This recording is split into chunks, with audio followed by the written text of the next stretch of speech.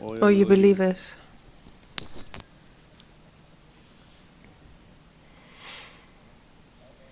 Allah says, and Allah loves those who is putting up preparations and who is cautious. Those who didn't tie their camel beforehand shouldn't entrust themselves to Allah, because we are living in a world that is the world of the jungle and a world of animal. It's not a paradise we are living inside, and that is why we have to act on that. In a paradise where there's only good, and you cannot find anywhere any evil, and you cannot hear it, and you cannot see it. And everything is in good hands. There you don't have to think about anything and worry about whether everything is going to be good, because everything is good. You don't walk around with false hopes, and you don't even have to have hopes that everything's going to turn out right. Everything is alright, and where everything is alright and good, everything will be good. But we are living in a world full of dangers and traps.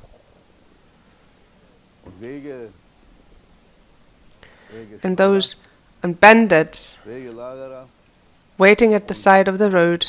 And just like the animals in their world, what do animals do?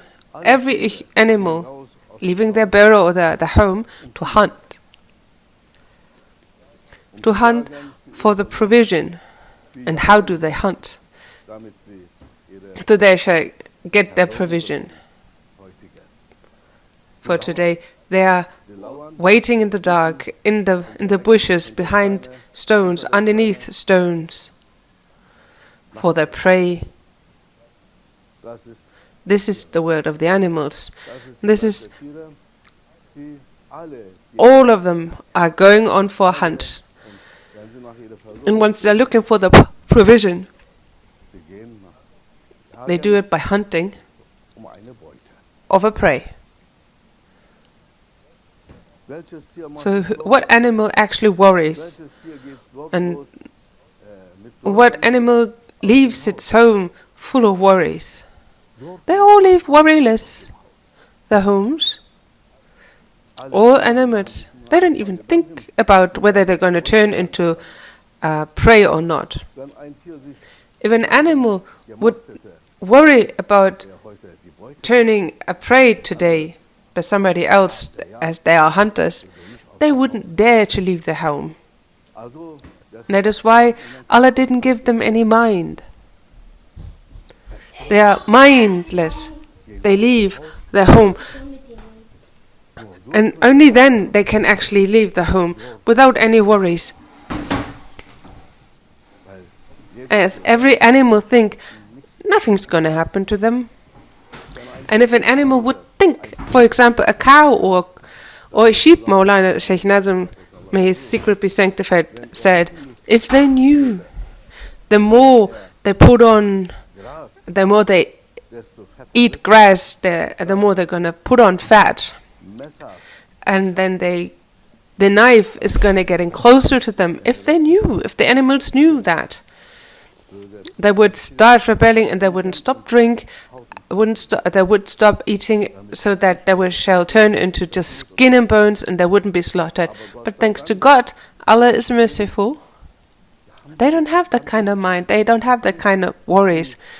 And they just are outside on the greens and eating without any worries. And that's how they live.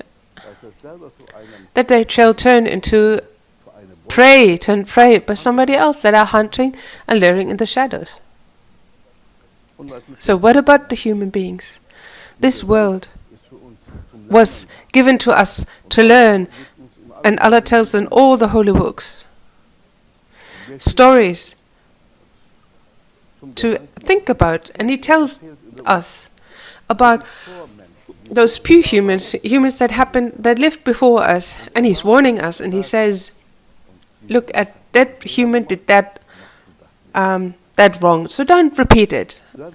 Independence doesn't mean to travel around the world or worries without any worries. Independence doesn't mean not to think about whether there are any dangers or traps. That's not what independence means.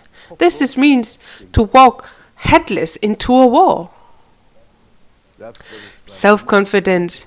At first you have to be conscious that we are living in a world of animals that are full of animal traits.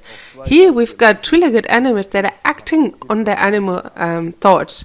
And we are not in a paradise where everything is safe and secure and everything is truly in divine hands. This world, the hand of God is hiding itself, and all those bad intentions, evil intentions of humans, they come up. And we are living in a world where there is also evil. So think about that, about the people that came before you and learned from them, Allah tells us. Do we really do that? So many people are traveling around the world without any mind, and something happens to them. And they also thought everything's going to turn out right. Everything's going to be better. Everything's going to be okay. And what about those that actually went against them, that they fell prey to them as well? They thought the same. And that's why they went around so without any worries. And Sayyidina Muhammad says, Allah loves humans. They are worried about their own safety. That's why put on measures, safety measures, and then they leave. We are praying, we are giving charities, sadaqahs, before we leave our home. Why do we do that? That's a means of security, safety on a spiritual level. But there are also worldly measures to take care of. Sayyidina Muhammad sallallahu alaihi wasallam said, was on a journey and came into a country, and came into a village, a land, where there was a sickness that was very contagious, and he immediately changed his direction. We are traveling somewhere else. We are taking a different road. We don't want to get past that place. Why, Muhammad? Allah will protect you. Yes, if I use my mind and my shaim, and that I'm not so worrisome and travel around like with nothing. I need to know what's happening around me. I need to know what might happen, as we're living in a world of reason and of causal, and that's why we have to take care. So being frightened is a break against being mindlessness, against insecurity, unsafe ways of actions. And fear doesn't only break against everything, but it's also breaking against everything that might lead into, like in a car, we have a brake and you need to use it when there are true dangers. And you need to know when to put on the brakes. And you need that brakes. You cannot only just speed, you need brakes. So at first you have to tie up your camel and then you trust in your Allah. That means just to trust in Him. Oh, He's gonna protect me. But then Allah will only protect you if you're living according to His rules and follow His recommendations and orders. And Allah says, be careful. Be careful, He says. Don't go to a place where there is dangers to you. Be in good community. Why does He say that? Because there are also evil communities there. And they're being influenced and turned against you. And then do you think Allah will protect you like that if you just go in there mindless? So being so easy on the heart and mindless, Allah won't protect you like that. Allah will protect you if you go according to His recommendations. And He says, don't be there where there are dangers. And the great saints, our Grand Sheikh said, don't leave the house alone. This is also for men. Don't leave the house alone. It's a dangerous place. And now safety has been gone, has been lifted, and now it's even more dangerous. And tomorrow is going to be even more dangerous than today. And we really have to be careful. These are the warnings of the saints. It has nothing to do with independence. Independent. The animals walking around independently is hunting. But the animal has no mind. That's why it leaves its home without any worries. If they would have any worries, they would never dare to leave their home. But they think they have hope that everything's going to be okay. Nothing's going to happen to me, but everybody else is going to, because I'm just going to eat them up. Truly? But there's somebody hiding behind the bush underneath a stone waiting for you and thinks the same about you. Every day. Every animal is waiting for prey. And maybe they're being hunted as well. They don't know. But they're mindless, without a mind. And being without worries means to be without mind. That's the same meaning. And you need to know when you have to be worries without any worries. When you're with Allah, if you're with Allah, you shouldn't worry. That's true. But if something happens, then that is destiny, and it's a try for you. Prophets had been killed, and they were with Allah. And that's a different case. That the one side is destiny and wisdom of Allah. But for us, the normal people, we have to be careful, live according to the rules. Allah tells us from the Holy Book what the humans did before us and what they went wrong, and that we shall learn from them, so that we may do it good without having turned into a victim to that. Safety measures have to be taken, as we are living in a world of animals and not in a paradise. And here are also two-legged beings with animalistic traits waiting for us, luring in their shadows, and we are putting everything in safety measures, and then we're going to say we believe in God and trust ourselves to God in His essence. And if then something happens, then it's destiny and it's His will. But you can only entrust yourself to God and His help and ask for His help, and if you truly did everything according to His rules, everything's going to turn out right. And then those who fell victim, they thought the same. That's why they fell victim. The child that went to school alone with 5 or 6 years old, and when our parents thought everything's going to happen, and then it never came home.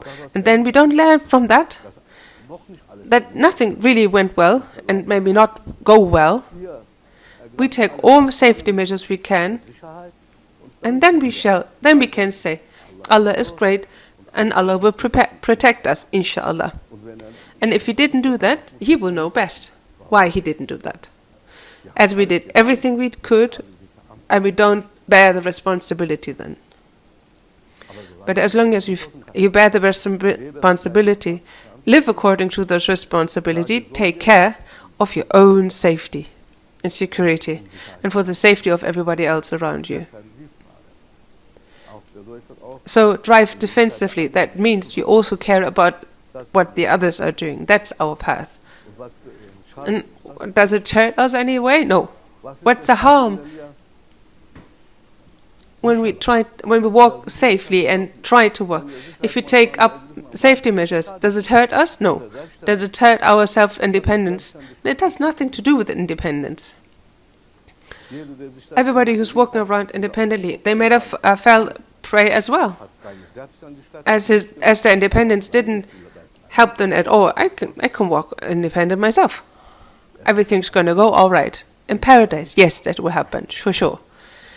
But here, no. And everything will go well here. And we have to count on that. Not that everything's going to go well. Not with that. We have to count on everything that everything's not going to go well. Then what's going to happen then?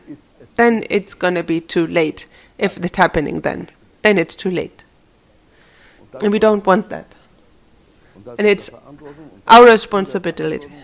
And it's the responsibility of the saints to give us that warning and to tell us and show us the way. Oh my people, is it the wrong intentions? Is it wrong recommendation? Do they want best for us or do they want worst for us with their recommendations? Think about that. Once it's too late, oh, my mind of today, if I only had it yesterday, still, this won't help you anymore.